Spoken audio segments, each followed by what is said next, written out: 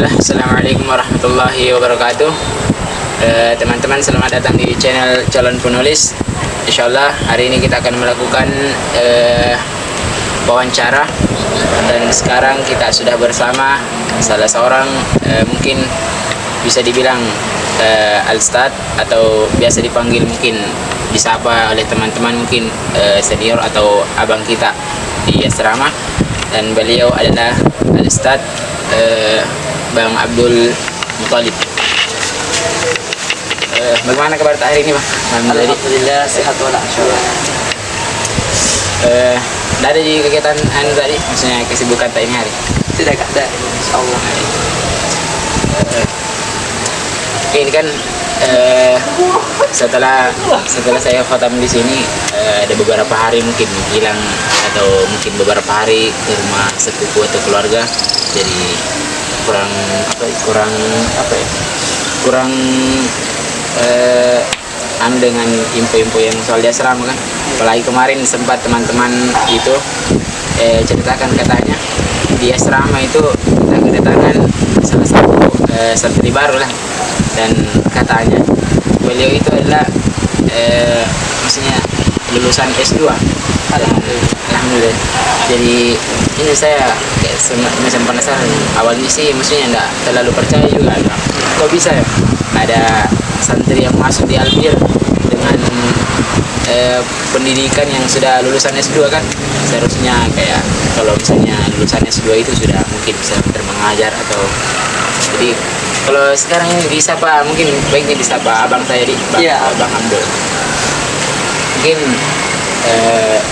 kalau misalnya untuk awalnya ini mungkin kayak semacam apa ya,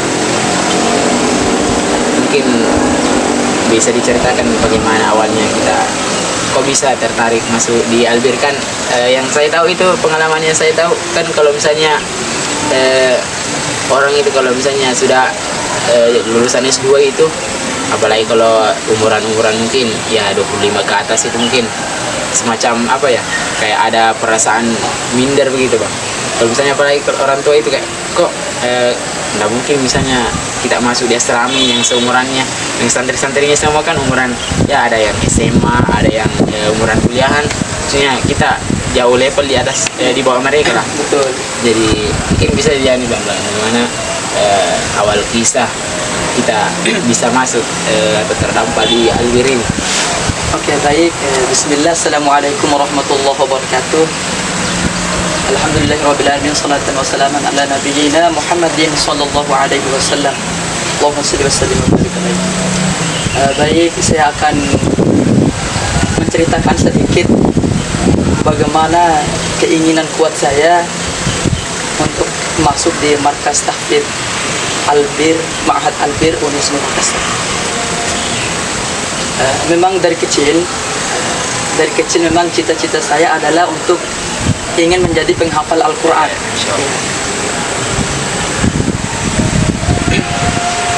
Dan itu pun saya sudah buktikan di setiap ada musabaqah tilawatil Quran. Saya selalu ikut, baik tingkat 1 juz, kemudian 5, bahkan pernah 10. Yang terakhir kali pernah 10. Ya, keinginan saya menjadi penghafal sangat kuat. Yang pertama, di kampung saya sangat kurang penghafal Al-Quran. Jadi salah satu yang mendorong saya adalah kurangnya penghafal Al-Quran di kampung saya, atau khusus desa saya sendiri. Ya. Kemudian selain dari dorongan itu, ya, yang menjadi hal yang sangat penting adalah cita-cita saya sendiri gitu. Jadi awal Makassar, saya sudah ada bekal hafalan 8 juz itu. Sudah ada bekal hafalan Al-Quran 8 juz. Iya, 8 juz. Nah, saya masuk pesantren 2 tahun di Bima, karena saya berasal dari Bima, Nusa Tenggara Barat. Oh, memang dari jenjang pendidikannya itu dari SD, SMP, SMA sampai SMA itu memang besar di pondok pesantren. Enggak, cuman kelas 2-nya baru masuk pesantren, kelas 2 aliyah. Oh, kelas 2 aliyah. Ya, sampai kelas 3. Disitulah ada bekal hafalan Al-Quran sedikit. 8 juz itu 8 juz. didapat dalam jangka waktu 2 tahun. 2 tahun. Iya, 2 tahun. Baru setelah itu sebenarnya ingin menghatamkan dulu itu hafalan Al-Quran, tapi abang saya di Makassar, abang kandung, sekarang dia sudah dosen di Parepare sekarang, menelpon saya bahwa ayo ke Makassar katanya, untuk jadi imam sholat tarawih. Itu awal mulanya saya ke Makassar. Tahun berapa itu? Tahun 2012, pas selesai sudah tamat aliyah itu. Pas selesai ada langsung dipanggil imam komandan. Gitu. Akhirnya saya ke Makassar itu untuk jadi imam sholat tarawih. Dan secara tidak sadar ternyata ada keinginan saya untuk daftar kuliah. Ya, padahal belum ada niat untuk kuliah pada saat itu. Kakak saya bilang daftar saja kuliah. Akhirnya saya daftar kuliah di UIN Samata tahun 2012 itu hari. Saya mengambil jurusan pilihan pertama pendidikan bahasa Arab. Ya, pilihan kedua bahasa dan sastra Arab. Kemudian pilihan ketiga pendidikan agama Islam. Sejalur dengan jadi maksudnya kan kadang juga ada orang itu biasa kan kayak apa ya, keluar dari jalur istilahnya itu jalur mungkin semacam kan, kadang juga ada orang yang awalnya SMA dari kelas 1 sampai kelas 3 kan sekolah pesantren pondok, pas tiba-tiba masuk kampus biasa ambil ada jurusan yang lain, tapi kita tetap di jalur maksudnya yang masih yang bisa mungkin menjaga hafalannya mungkin ya bang, bisa dibilang begitu. Jadi awal 2020 setelah selesai aliyahnya 2012 dipanggil imam ke Makassar, terus di situ sudah mulai untuk keinginan untuk kuliah, kemudian daftar kuliah di UIN. Daftar kuliah di UIN. Ya, alhamdulillah saya lulus di ujian jalur masuk mandiri, yaitu jurusan bahasa dan sastra Arab. Ya. Padahal pilihan pertama saya pendidikan bahasa Arab. Ya. Yang lulus bahasa dan sastra Arab. Tetapi selain itu ada jalur pertama kali dibuka di UIN pada saat itu adalah jalur hafalan Al-Quran khusus alumni pondok pesantren. Dan alhamdulillah saya dapat informasi itu dan saya mencoba untuk daftar pada jalur beasiswa itu. Saya mencoba daftar itu dan alhamdulillah dikatakan lulus. Beasiswa hafalan Al-Quran. Ya, gratis kuliah sampai terakhir. Berapa maksudnya kategori berapa aja sih? Saya masuki kategori 5 juz. Ya, karena banyak juga kategorinya, ada 10, 15, 20 dan 30. Bekali hafalan 5 juz itu yang ikut daftar beasiswa terus lulus sampai selesai. Ya, dibayarkan kuliah sampai selesai S1. Selesai S1, alhamdulillah. Nah, itu untuk angkatan pertama saja. Sesudah itu angkatan setelah saya sudah tidak berlaku lagi hanya yang 30 juz yang beasiswanya full sampai selesai. Tetapi kalau pas semenjak kuliah itu kan 2012 itu selama proses kuliahnya sampai selesai satunya tidak pernah dilanjut itu hafalan kan, yang awalnya kemarin di SMA yang didapatkan 8 juz. 8 ya. Apakah pas kuliah itu tetap dilanjut untuk menambah hafalan atau cuman fokus di perkuliahan saja sambil memoro aja yang 8 juz itu? Ya, tentu saja keinginan menjadi seorang hafizul Quran. Saya pada saat itu kuliah sambil menghafal juga, menambah hafalan saya yang sudah ada.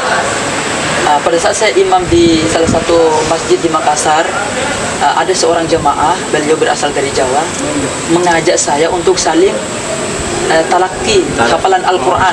Iya, saling simak menyimak. Saya store sama beliau juga store sama saya. Disitulah mulai saya menambah hafalan saya sambil kuliah juga, dan alhamdulillah saya dapat menambah hafalan saya dengan beliau itu sampai 15 juz. Ya, 15 juz kemarin. 15 juz dalam dengan kesibukan kuliah. Ya, alhamdulillah. Berarti apa ya, maksudnya menarik untuk dibahas sebenarnya ini. Makan problemanya sekarang ini yang rata-rata penghafal Al-Quran yang sekarang ini kan, apalagi yang jangankan yang sudah selesai hafalannya, apalagi yang sekarang yang masih sedang proses dalam menyelesaikan hafalan Al-Quran 30 juz itu, dalam apa ya, dalam prosesnya menambah hafalan, di samping itu harus juga fokus pada perkuliahan kan, tentu banyak apa ya, banyak tantangan lah, banyak problema yang harus kita hadapi saat itu. Jadi bagaimana cara Abang untuk maksudnya kemudian mungkin memanage waktunya, atau bagaimana kemudian menyesuaikan dengan tetap menambah hafalan di tengah kesibukan perkuliahan, apalagi sedikit sebenarnya ini tambah jadi 8, kemudian udah sibuk dengan segala macam mungkin tugas-tugas, apalagi sampai skripsi apa segala macam, tapi berhasil menyelesaikan hafalannya 15 juz waktu itu ya, Masya Allah. Jadi bagaimana ceritanya di balik? Oke, baik. Ya, tentu saja dalam hal menghafal Al-Quran, hal yang sangat penting bagi penghafal Al-Quran adalah bagaimana cara mengatur waktu sebisa mungkin. Ya, selain ada waktu perkuliahan, waktu mengerjakan tugas dan lain-lain sebagainya. Ya, tentu saja saya pada saat itu mengambil waktu-waktu luang di samping waktu perkuliahan. Dan misalkan kalau sudah mau store hafalan sama beliau, kita ambil waktu setelah sholat subuh. Ya, kita ambil waktu setelah sholat subuh sampai waktu mau berangkat kuliah gitu. Ya, intinya saya mengambil waktu luang itunya malam hari, pada malam. Ada juga setelah isya, ada juga setelah subuh gitu. Saya atur waktu. Tapi tidak menjadi kendala, maksudnya tidak kan, menjadi kendala ya. Kan kebanyakan juga sekarang ini mahasiswa yang sedang bergelut di dunia menghafal Al-Quran sambil kuliah kan, apalagi juga ada beberapa teman saya termasuk saya sendiri itu kalau waktu malam itu ya mungkin ada luangnya, tapi biasanya sempit. Tapi kan apalagi kalau misalnya sudah mencapai semester pertengahan dan ke atas, itu pasti kebanyakan mahasiswa itu menggunakan waktu malamnya untuk begadang mengerjakan tugas. Nah, bagaimana kita caranya kalau waktu malam digunakan untuk waktu bang? Berarti misalnya mungkin kayak tugas-tugasnya, tugas kuliahnya mungkin dikerjakan pada saat waktu yang lain. Ya, terkait masalah alasan sebagian beberapa penghafal Al-Quran bahwa yang menjadi penghambat ataupun halangan dan rintangan menjadi seorang penghafal adalah banyak tugas yang diberikan oleh dosen di kampus. Ya, kalau saya pribadi terkait masalah tugas itu, memang saya ketika berada di kampus memang tugasnya dikerjakan terlebih dahulu ya, supaya ada waktu luang di malam harinya untuk menghafal ataupun memurajaah hafalan.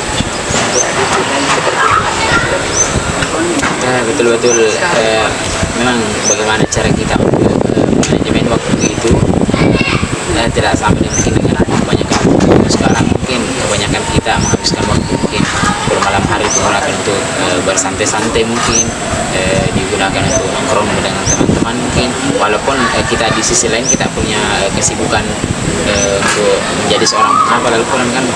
Jadi menarik sebenarnya, jadi bisa menjadi inspirasi untuk teman-teman mahasiswa juga yang lain, bahwasanya perkuliahan itu sebenarnya tidak menjadi penghambat untuk kita meraih cita-cita atau impian untuk menjadi seorang penghafal Al-Quran, insya-Allah.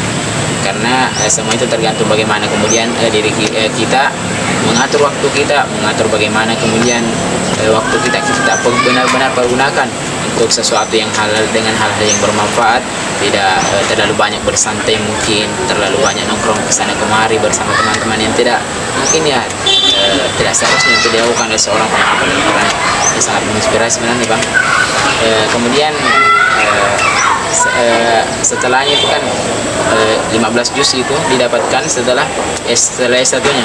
Kemudian setelah selesai S1-nya apakah langsung dilanjut kemudian jenjang S2-nya, atau istirahat sebentar kemudian, atau cari kegiatan-kegiatan lain mungkin?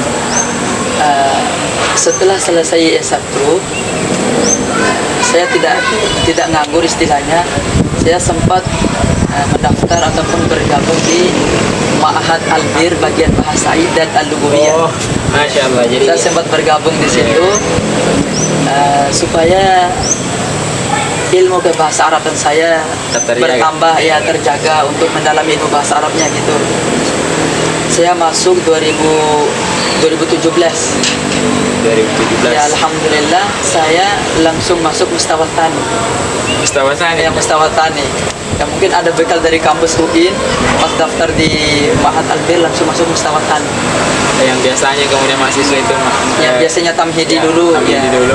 ya tingkatannya tamhidi, mustawal awal, kemudian stani, thalith, sama robi.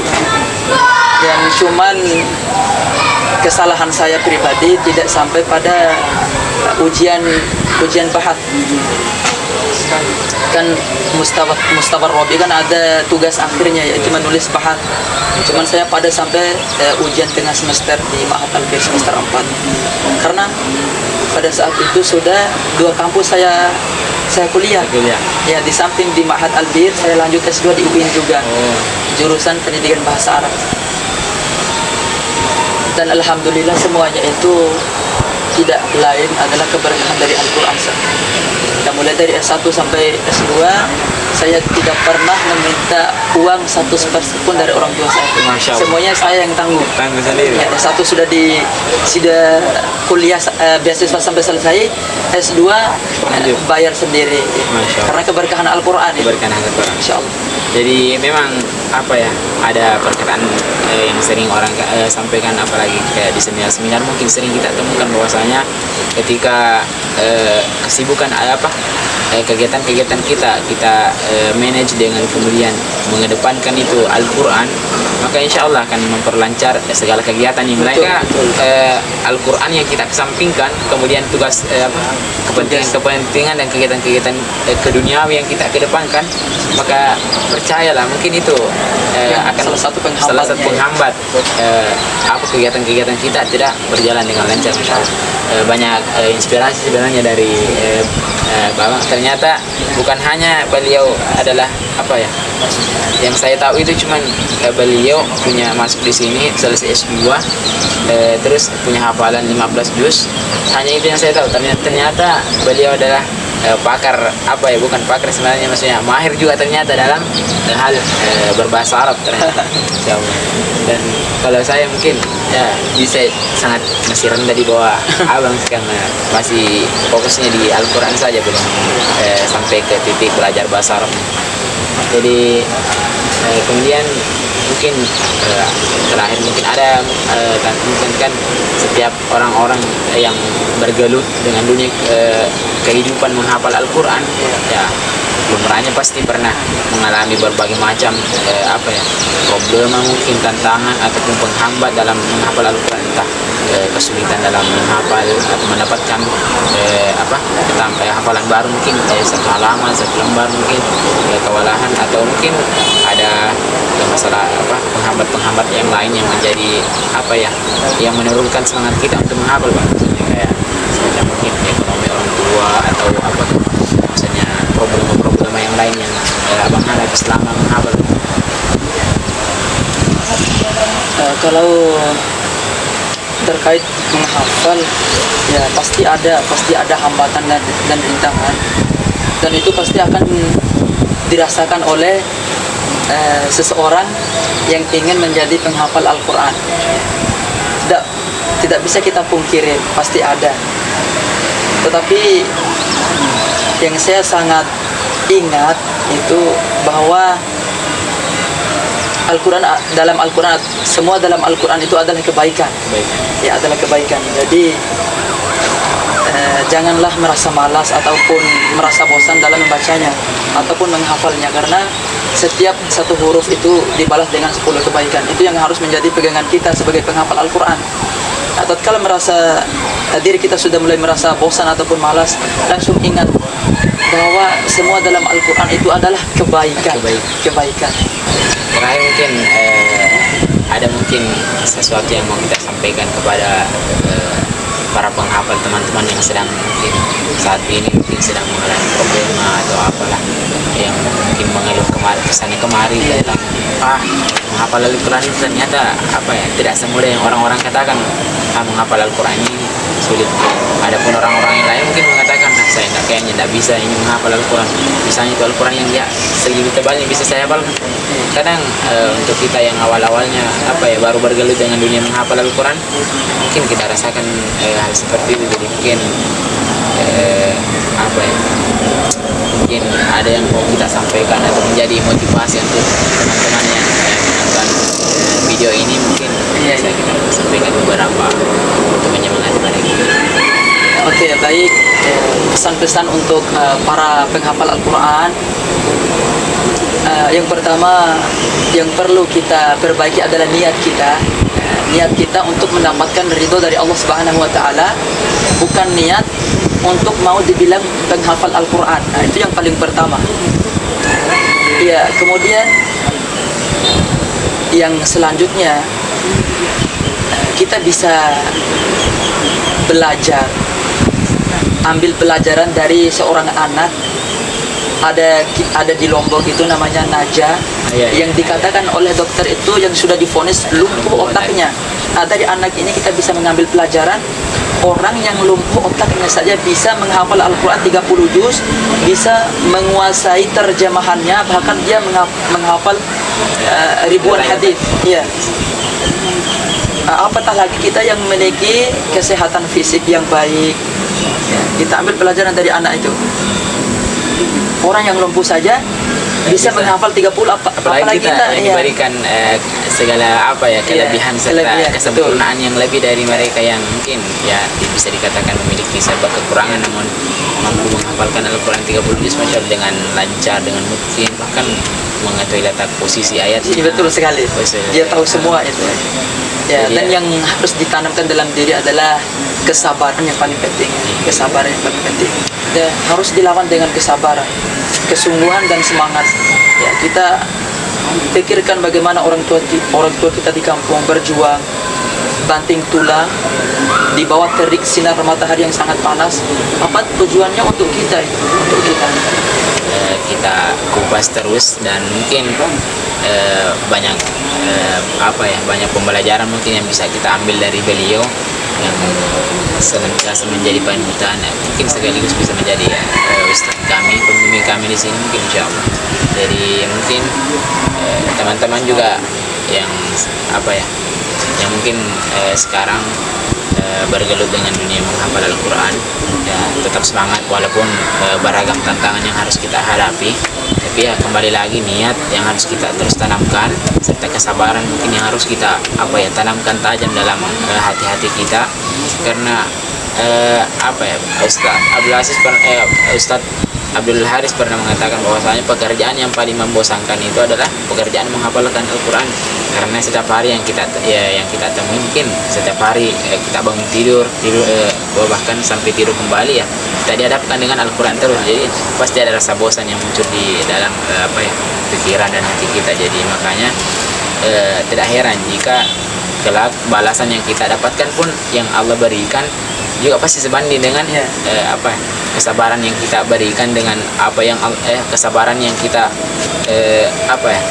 kesabaran yang kita berikan dalam langkah kita berjuang pasti akan sebanding dengan balasan yang akan Allah berikan. Jadi untuk teman-teman yang sedang bergelut di dunia menghafal Al-Quran saat ini, tetap semangat dan semoga Allah berikan kemudahan di setiap langkahnya berjuang menjadi menjadi pemberi syafaat untuk kedua orang tuanya, dan semoga senantiasa diberikan keistiqomahan di dalam menghafalkan Al-Quran insyaallah. Sekian video wawancara kali ini, semoga ada kebaikan di dalamnya. Assalamualaikum warahmatullahi wabarakatuh. Waalaikumsalam. Syukran Bang, udah